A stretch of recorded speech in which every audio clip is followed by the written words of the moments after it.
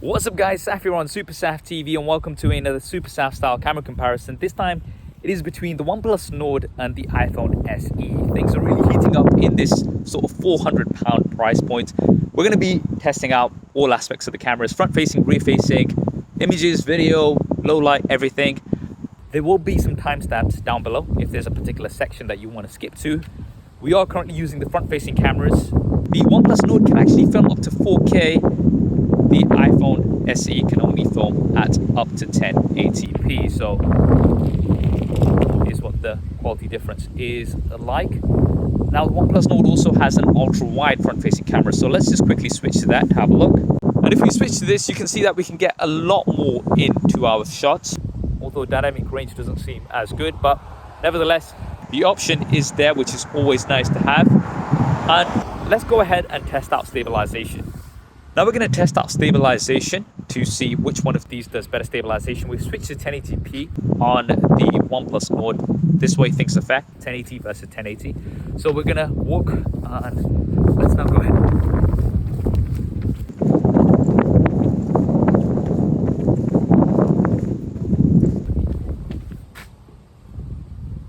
Now we've switched to the rear-facing cameras and we're doing 4K 30 frames a second on both devices.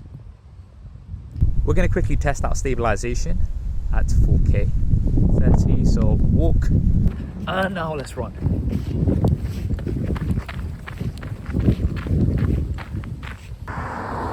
Now there's a super stable option on the OnePlus Nord, so I'm just going ahead and switch that on to see how much of a difference that makes. So walking again, and now let's run.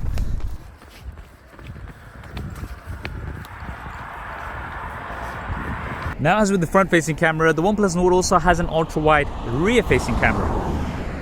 So you can see that we can get so much more into our shots, which is great, actually. Now, let's go ahead and test out stabilization with the ultra-wide camera, just for the sake of it. So, here we go.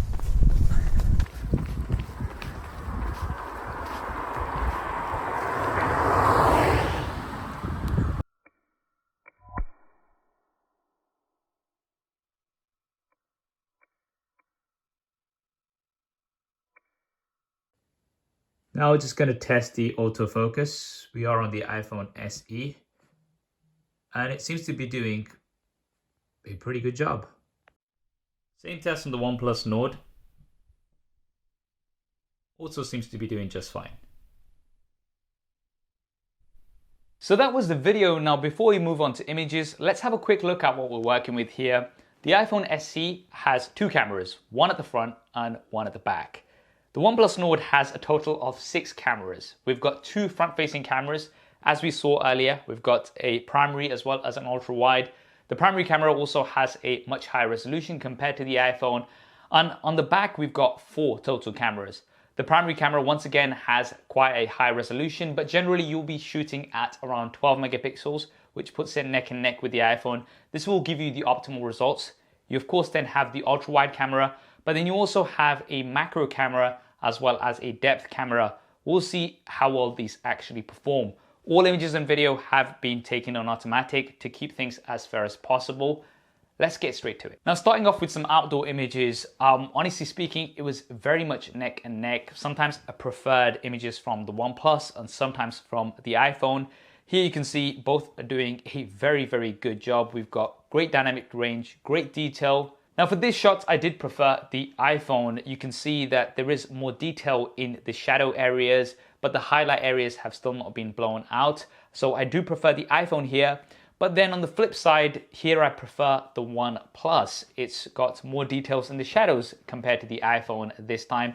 So it does switch between these two, but nevertheless, both take great images in good light from the primary cameras. And I think that's very visible here with this shot of this ancient tree.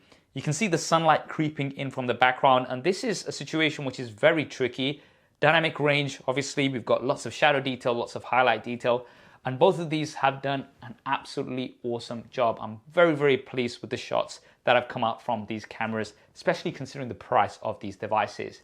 Now, the OnePlus Nord, of course, does have that ultra-wide camera. And if we do switch on to that, you can see we get an absolutely different perspective. I love ultra-wide cameras, and it's great to have this. However, the ultra-wide camera on the OnePlus Nord is very soft. If you look towards the leaves, you can see that it's just not at the same quality as the primary camera. You do lose a lot of sharpness as well as color. And here's another example. So this was the original shot that we saw. And if we do switch to the ultra-wide camera, you can see that the greens just completely go off. So you've got one and then the other one. And you can see that there is a lot of difference between the primary camera and the ultra-wide camera. Here's another shot. Here I do prefer the iPhone image overall for dynamic range. But when we do switch to the ultra-wide camera, once again, a lot softer, a lot darker. So although it is nice to have that ultra-wide camera, I think it is important to remember that it's not going to give you amazing quality like we see on some of the other flagships, which do have some very high quality sensors for the ultra-wide. Once again, it's not taking away from the fact that we do have one. I'd rather have it than not, but just bear that in mind. Now, I wanted to see if the depth camera on the OnePlus makes any kind of a difference, so I took some portrait shots. So here you can see that both seem to be doing a decent job. I do prefer the iPhone here overall.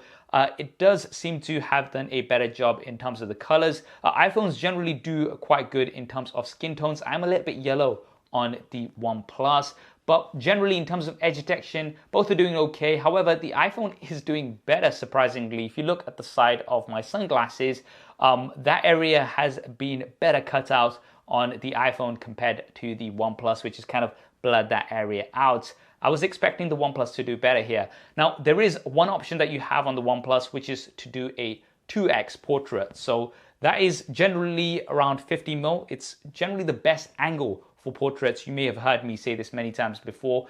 I'm not sure how it's doing this. I'm assuming it's just cropping into the sensor.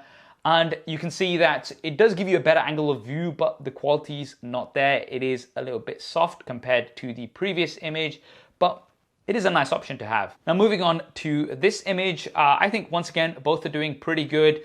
This time, the OnePlus has got the area in between my arms, whereas the iPhone has not. So that's interesting to see. And once again, with the OnePlus, you can do that 2x portrait, but it is still quite soft and it's not something that I would generally use.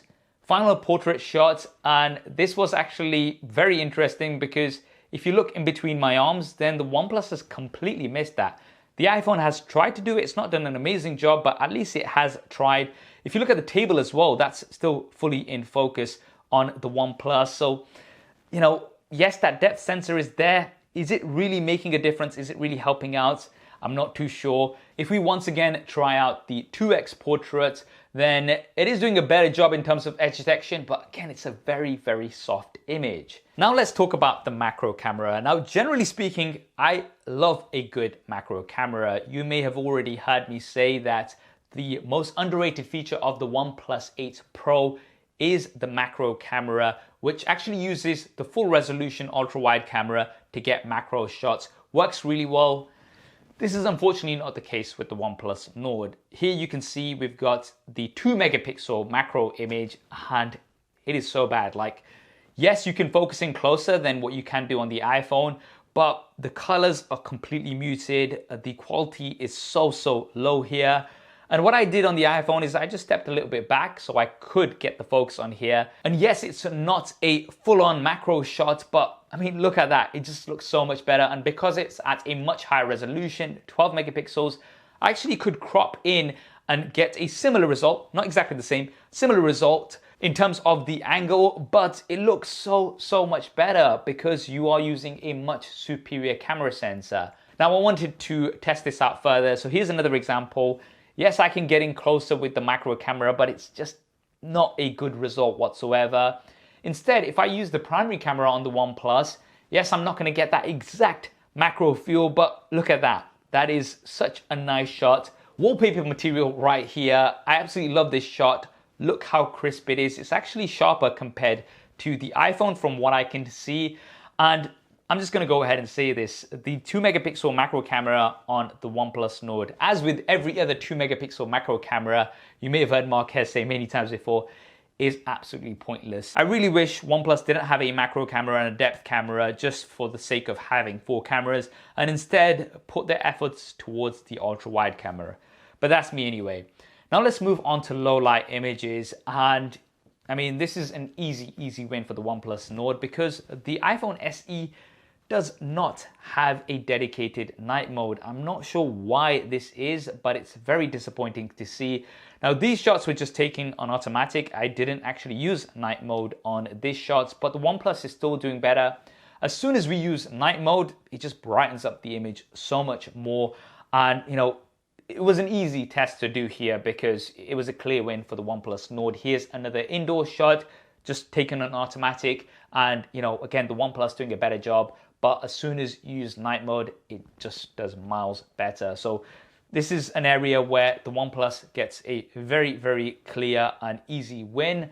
Now, if you guys are interested to see what the ultra wide camera is like in low light, it's not good. This was taken using night mode, and even so, I mean, I wasn't expecting it to be good, but this is just for reference. Now let's move on to the selfie cameras. So as you know, the OnePlus has a much higher resolution. And here you can also see that it's wider compared to the iPhone. Something that I do like, it's a sharper image as well because of that higher resolution. Now, what I do prefer is the colors on the iPhone. This is something that's quite consistent. I do find that OnePlus devices, as many as I've tested, do tend to brighten up your skin quite a bit. And that's something that I generally don't like. But again, it's not doing that much of a bad job. And with the OnePlus, you also have that ultra wide camera, so you can get even more in your shot. So it's already wider as it is, but you can get even wider. And you've got similar results to what we had on the rear. So it is quite soft compared to the primary camera. But nevertheless, it's an option that is there, especially if it comes to taking a group selfie or something. I'd rather have this option than not. And then moving on to portrait mode, I think both are doing a really good job. Edge detection is good on both. I do prefer the edge detection on the OnePlus compared to the iPhone. The iPhone has blurred out a little bit too much of my hair, whereas the OnePlus has done a better job here. Now, testing out some more selfies, once again, you can see the skin tone differences. The iPhone, I think, is much more natural to my brown color, but the OnePlus is kind of, you know, putting a bit of a filter on, making me look fairer than I am, which I am not a fan of. However, it is sharper once again, and it does have a wider field of view.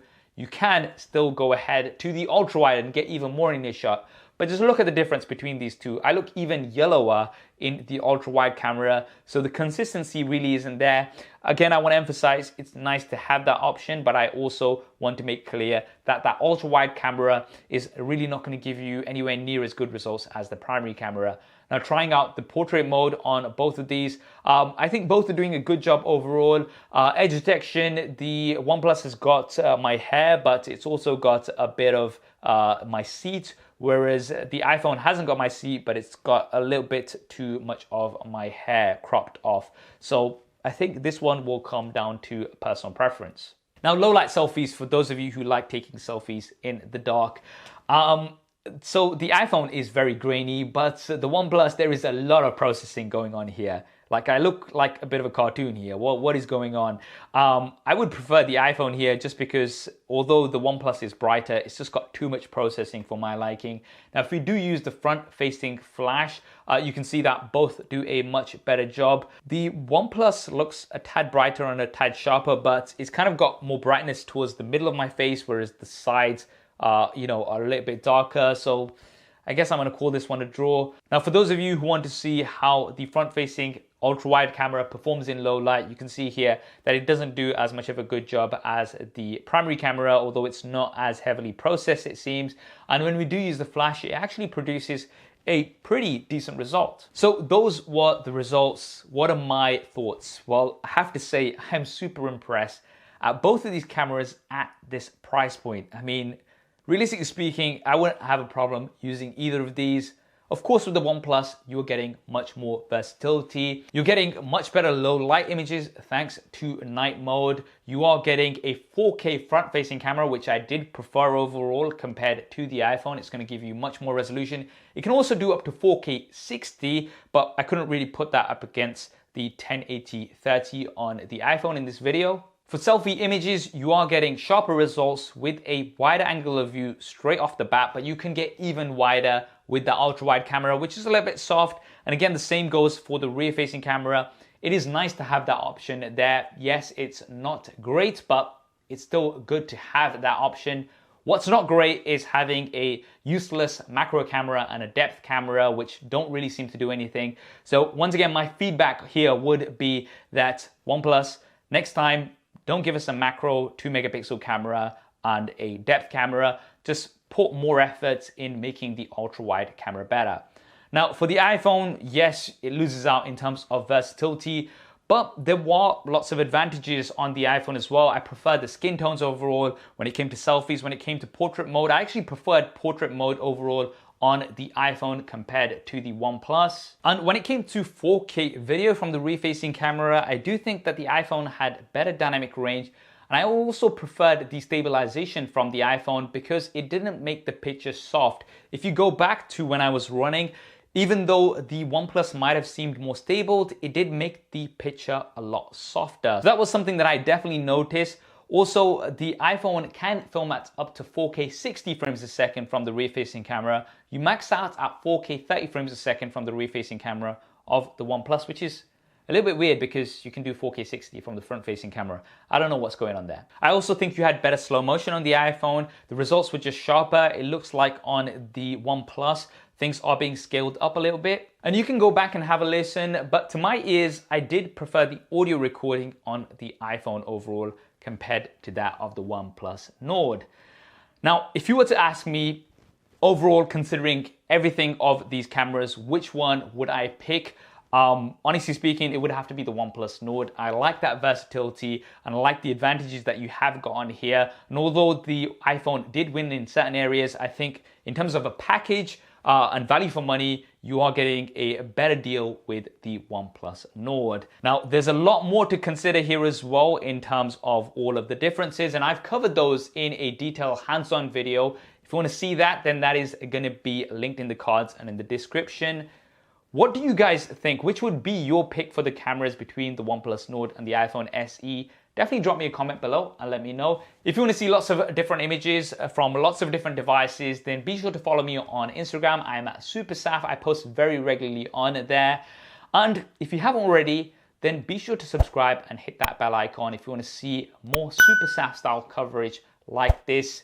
There's going to be the Google Pixel 4a coming soon, and whenever that does come, then I will be sure to put it up against these guys. This £400 price point is getting so interesting. So there's going to be lots of exciting videos coming up. I hope you enjoyed this video and found it useful. If you did, then do hit that thumbs up button for me. Thanks for watching. This is Saf on SuperSaf TV, and I'll see you next time after I get some sleep. It's so late here.